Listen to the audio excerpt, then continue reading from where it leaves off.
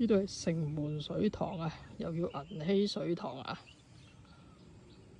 咁就其實喺呢個1923年就開始動工嘅，跟住咧就搬走咗8條村喎，客家村，因為驚佢哋污染咗個水源。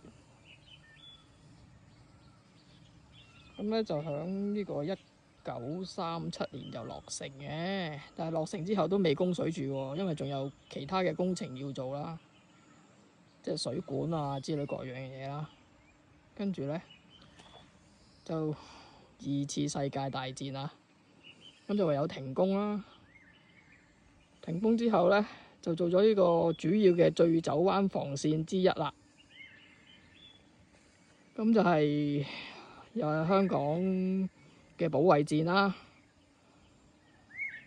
所以呢個係2次世界大戰之前嘅建築嚟，真係文物嚟嘅，古蹟添啊！呢度對面呢啲咧，應該係以前梯田啲地基嚟，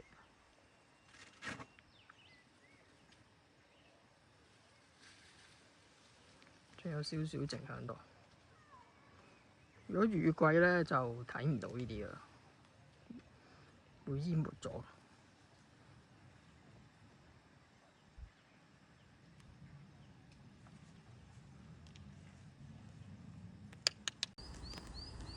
幾大聲，蚊草啊！